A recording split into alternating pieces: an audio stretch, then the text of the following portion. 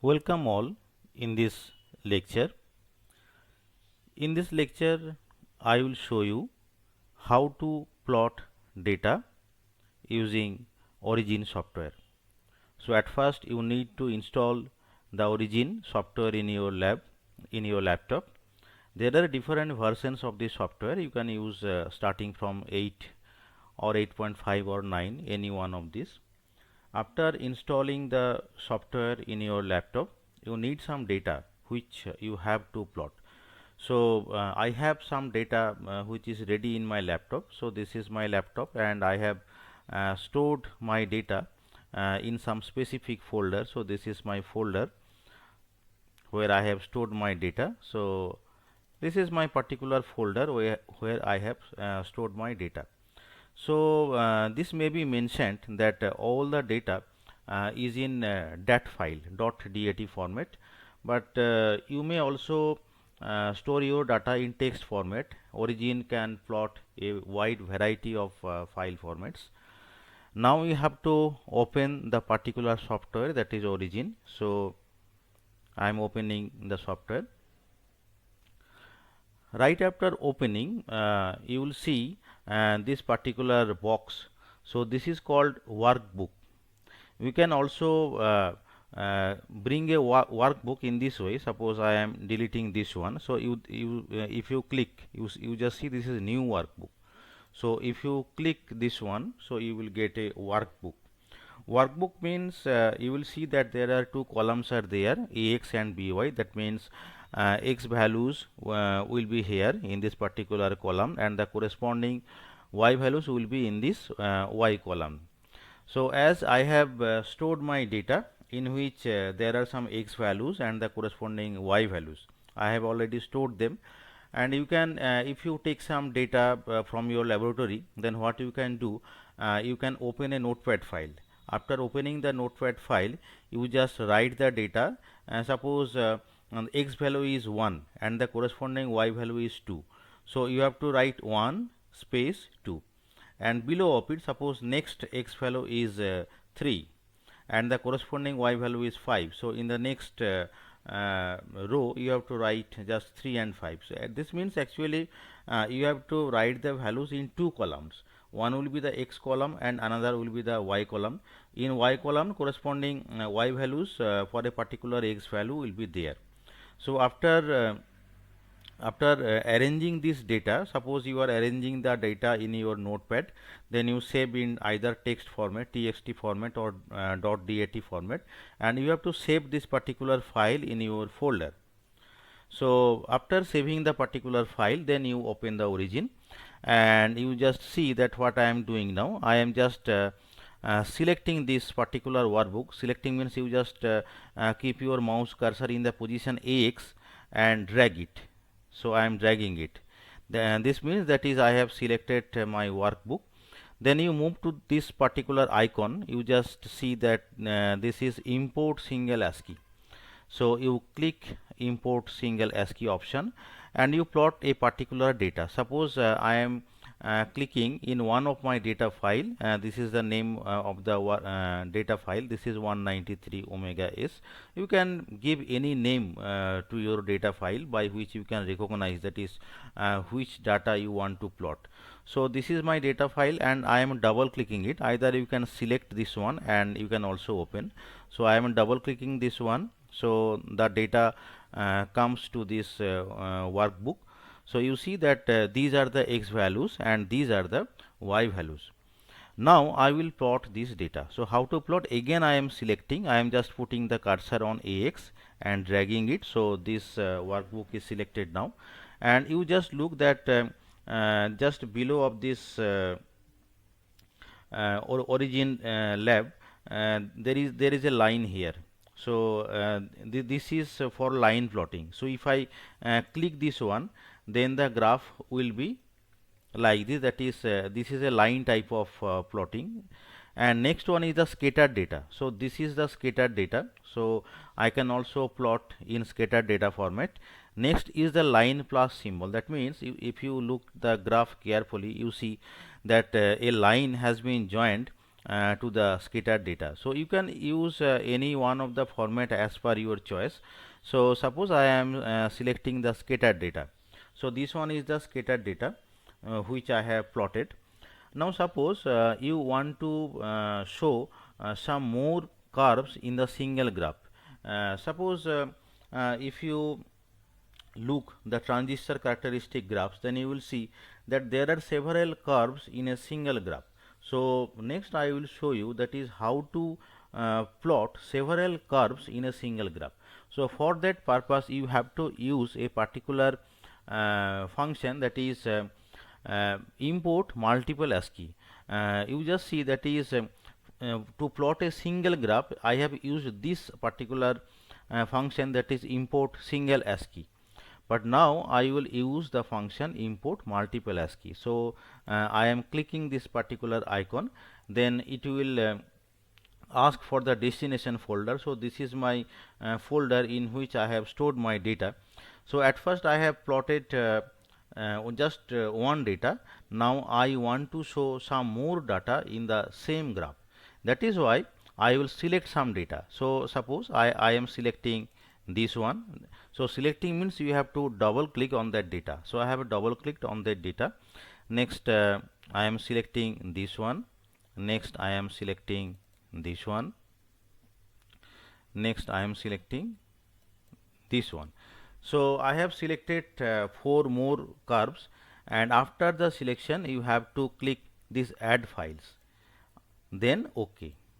So you will see that in the same graph some more curves are there, but you see that these curves are in the line format, but I can change them. I can change them to the scattered format. You see that I have maximized the graph. You see if you click this particular portion, then this graph will be maximized. Then you can clearly see the graph.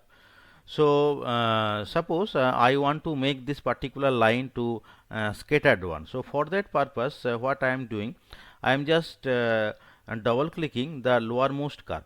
So this curves I am double clicking, then this particular window will appear.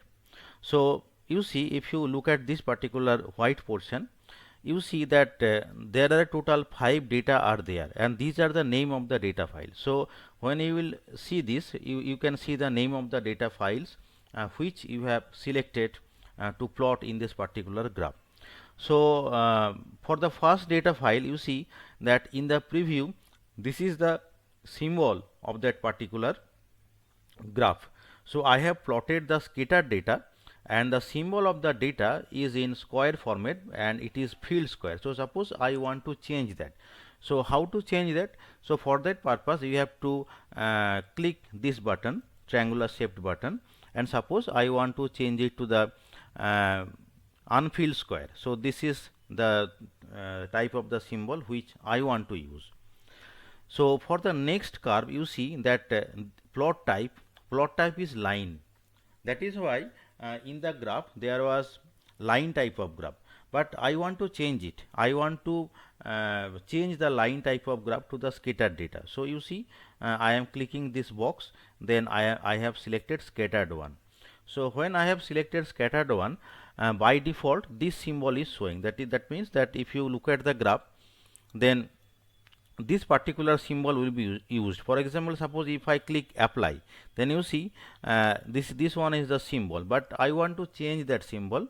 Suppose I will use this circle type of symbol, then I am clicking apply, then you see that this symbol is appearing here.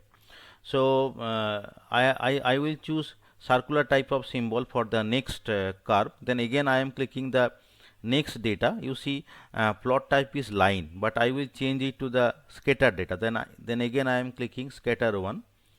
So for the symbol I am again clicking this particular portion, and I am choosing upper triangle. So this is the upper triangle.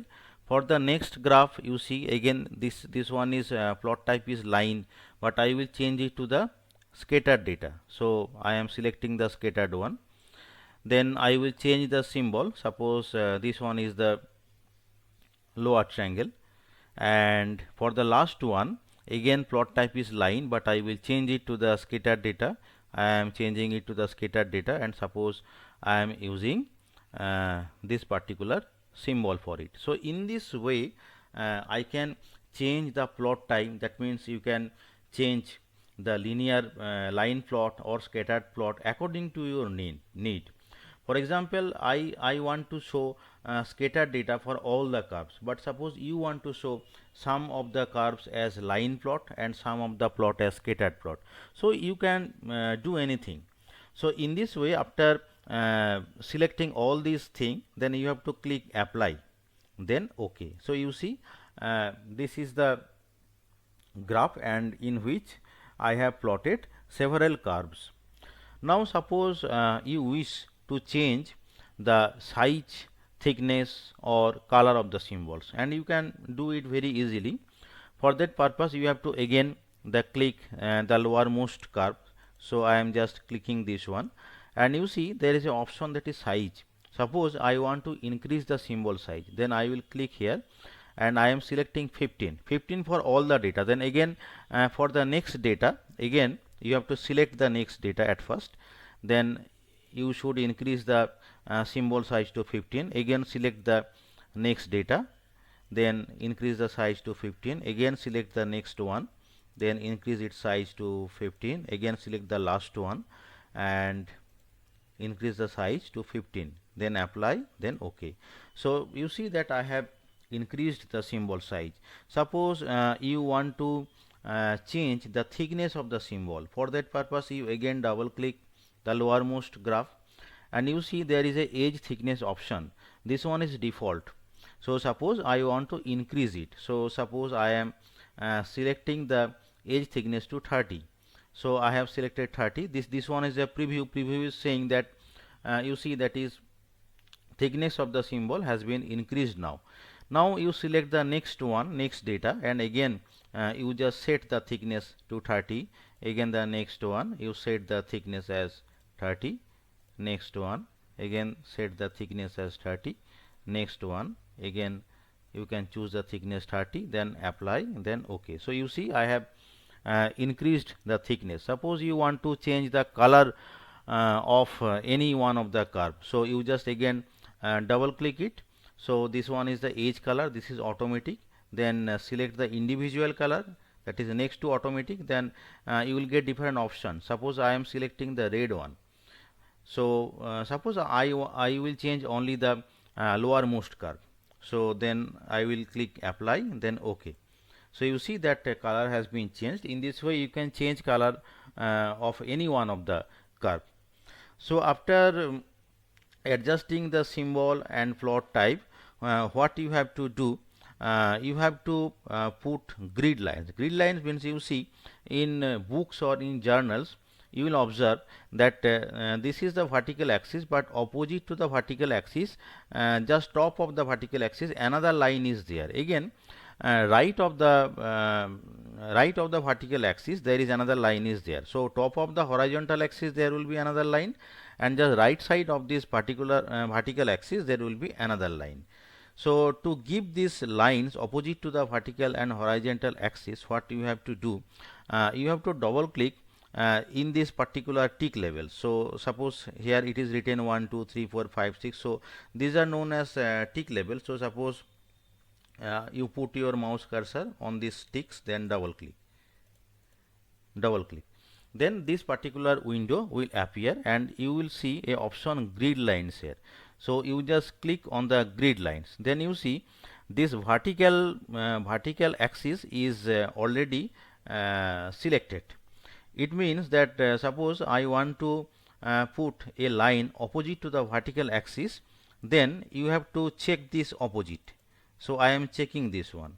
Then I want to add another line opposite to the horizontal axis. For that purpose we have to select the horizontal one. So I am selecting this one.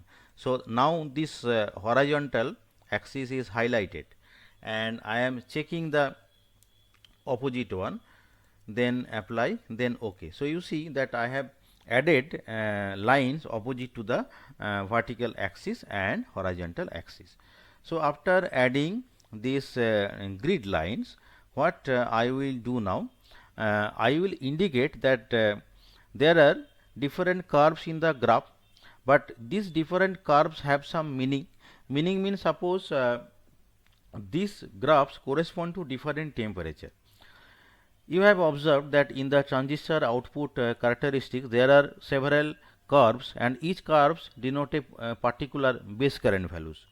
So that means actually these particular curves corresponds to some parameters. So suppose these particular curves are for different temperatures.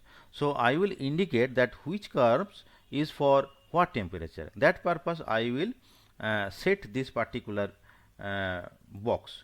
So you can move this one. You have to just put your cursor here and you can drag it. So you see that this can be movable. So you can suppose I want to put it here, that is right and bottom corner.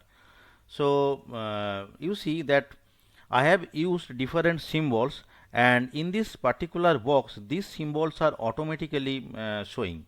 That means you see that this one is the red one, red square, then this is circle, this one is the upper triangle, this is the down triangle, and this one is the hexagonal shape.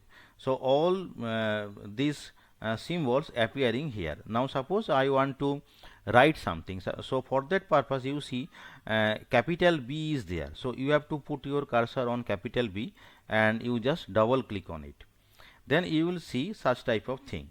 And suppose I am writing in this way, that is capital T equal to 193 Kelvin.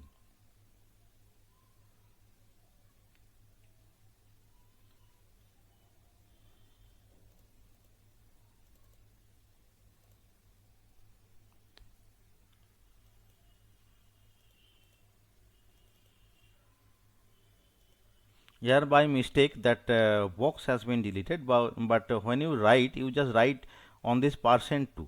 So then you will write it clearly. So for suppose for the next graph I am writing capital T equal to 198 Kelvin. For the next one you just select this %3 and you write capital T equal to 203 Kelvin. So for the next one, suppose I am writing T equal to 208 Kelvin, and for the last one, capital T is equal to 213 Kelvin. So in this way, I can show that these particular curves has some meaning. So this corresponds to some temperature. So you can put it in the inset. Suppose I have just kept it in the inset. So in this way I can show that these particular curves have some meaning. You see that there is a option. I have click this one. You see new legend is there. So suppose you want to write it from the beginning, because you just check that I have done a mistake. So if you want to rectify it, then you have to click this portion B and C. A new legend is there. So after clicking that, suppose I am starting from the beginning. So for the first curve I am again writing capital T equal to 193 Kelvin, and you can continue that. I have already shown that is how to write different things here. So in this way you can indicate that is the meaning of the curves, that is these curves belong to some particular parameter. So you can show it here. Now I will show that is how to write the axis name. You see in the horizontal axis only A has been written here. So suppose I want to write the horizontal axis name. So for that purpose I am double clicking this portion, and suppose I am writing the axis name in this way. Suppose this one is log, then I want to write omega. So how to write omega, because there is no omega symbol in your keyboard. So for that purpose you see that this cursor is blinking here. You have to put the mouse pointer here, then you right click then you will get symbol map. So click the symbol map and you will get several symbols here. So suppose I want to write omega, so this one is omega, I am selecting it, then insert, then close. So in this way I can write omega. So I have written omega over here. Then suppose I want to write the unit, so I am writing the unit in bracket. Suppose I am writing rad second inverse. So you see, if you want to write superscript, then how to write the superscript. For example, I want to write second inverse. So for that purpose I am selecting this one. So -1 I have selected this one. Then you see, this particular thing is superscript. When I am putting the mouse cursor here, this is showing that superscript. So I am clicking this one. So this one is the superscript. So in this way I have written the axis name. Similarly, we can also write the vertical axis name in the same manner. So suppose I will write this one. You have to at first double click in this portion. Now I will again write, suppose log, then I want to write sigma, then again right click, then symbol map, then I am writing sigma, then insert, then close. Then suppose I want to give the unit, so suppose I want to write ohm symbol. So to write the ohm symbol, again symbol map.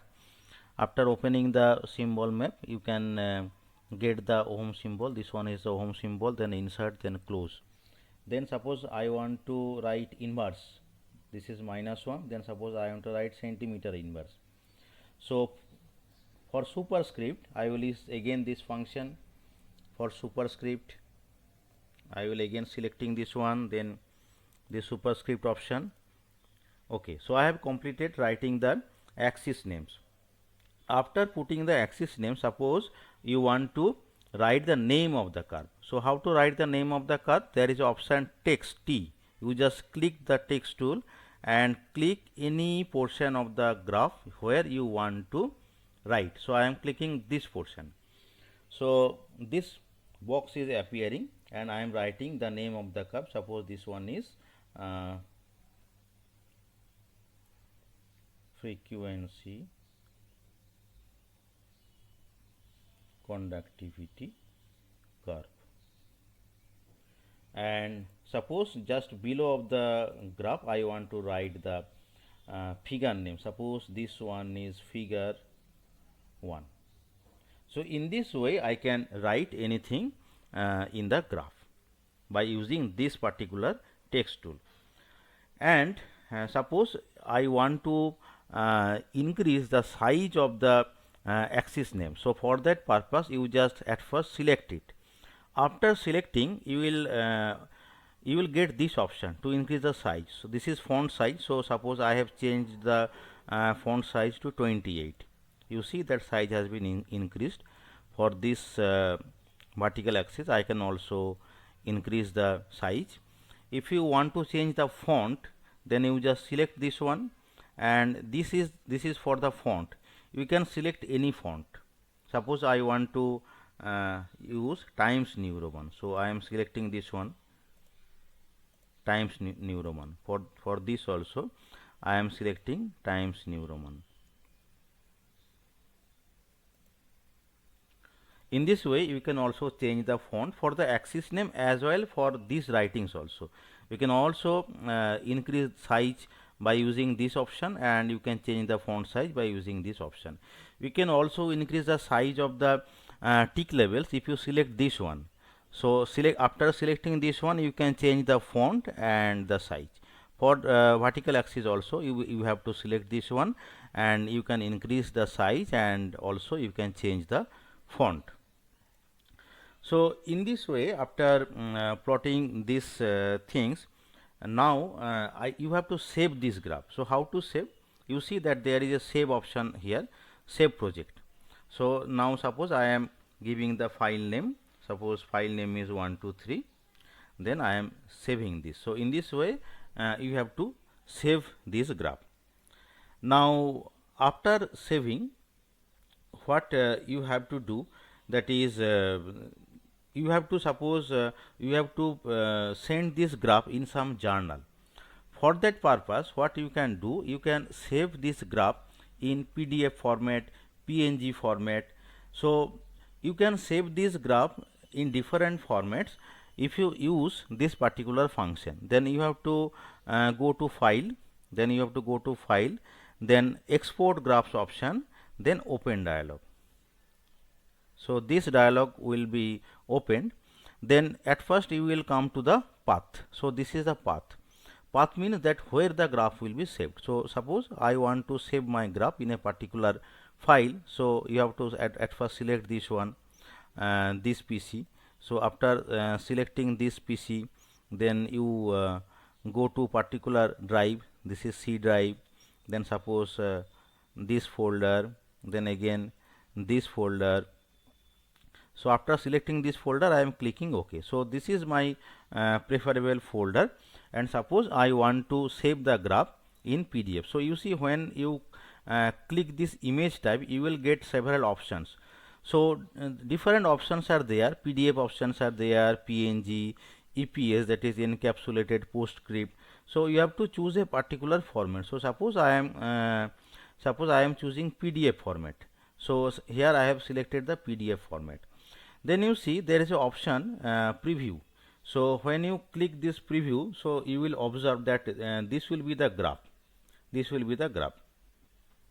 Then if you click OK, then you will get this dialog, that is would you like to replace the file because I have there is a particular name graph1. So it is asking, that is the name of the graph will be graph1. So would you want to replace or change? Suppose I want to replace, then I will click yes. But if you want to change the name, then you will click no. Then auto rename will be there. So suppose I am clicking no.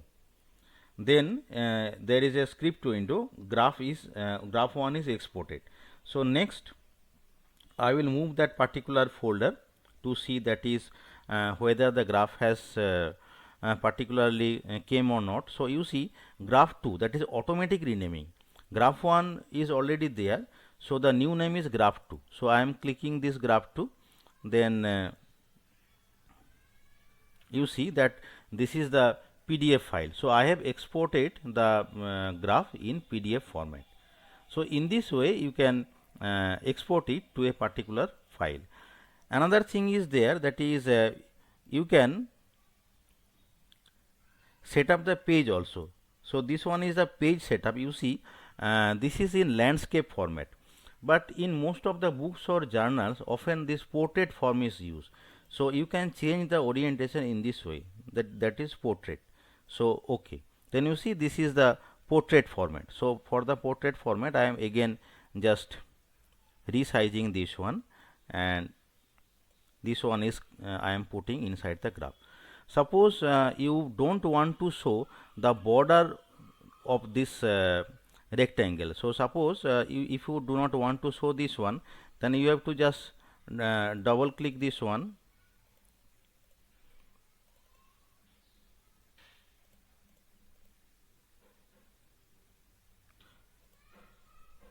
then properties, black line, no.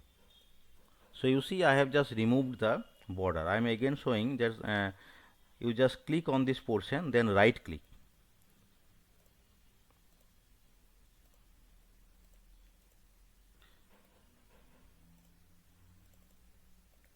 then right click, then properties.